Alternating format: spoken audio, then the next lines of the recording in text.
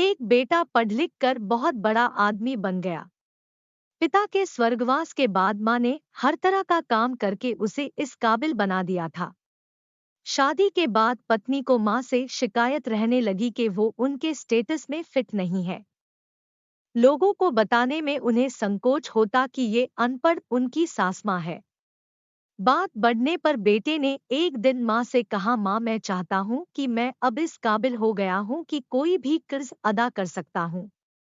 मैं और तुम दोनों सुखी रहें, इसलिए आज तुम मुझ पर किए गए अब तक के सारे खर्च सूद और ब्याज के साथ मिलाकर बता दो।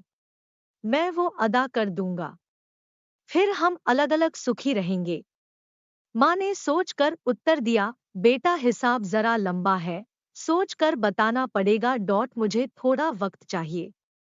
बेटे ने कहा, माँ कोई जिद्दी नहीं है, 2-4 दिनों में बात देना। रात हुई, सब सो गए। माँ ने एक लोटे में पानी लिया और बेटे के कमरे में आई। बेटा जहां सो रहा था उसके एक ओर पानी डाल दिया। बेटे ने करवट ले ली। माँ ने दूसरी ओर भी पानी डाल दिया। बेटा जहां सो रहा था उसके एक ओर पानी डाल दिया। बेटे ने करवट ले ली। माँ ने दूसरी ओर भी पानी डाल दिया। बेटे ने जिस ओर भी करवट ली माँ उसी ओर पानी डालती रही।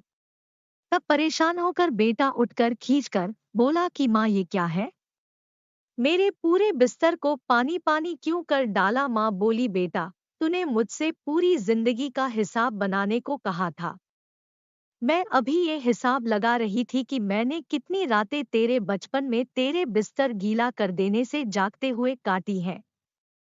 ये तो पहली रात है और तू अभी से घबरा गया। मैंने अभी हिसाब तो शुरू भी नहीं किया है जिसे तू अदा कर पाए। माँ की इस बात ने बेटे के हृदय को झकझोर के रख दिया। फिर वो रात उसने सोचने में ही गुजार दी। उसे ये एहसास हो गया था कि माँ का कर्ज आजीवन नहीं उतरा जा सकता। माँ अगर शीतल छाया है, पिता बरगद है जिसके नीचे बेटा उन्मुक्त भाव से जीवन बिताता है। माता अगर अपनी संतान के लिए हर दोहक उठाने को तैयार रहती है तो पिता सारे जीवन उन्हें पीता ही रहता है। माँ बाप का कर्ज कभी अदा नहीं किया जा सकता। हम तो बस उनके किए गए कार्यों को आगे बढ़ाकर अपने हित में काम कर रहे हैं। आखिर हमें भी तो अपने बच्चों से वही चाहिए ना। सारा जिंदगी घूम लिया जन्नत की तलाश में, तलाश तुरंत खत्म हो जाती अगर 2 पल बैठ जाता अपने माँ बाप के पास में।